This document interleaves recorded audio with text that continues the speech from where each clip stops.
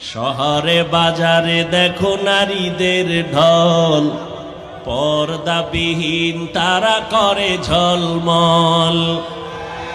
শহরে বাজারে দেখো নারীদের ঢল, পর্দাবিহীন তারা করে ঝলমল।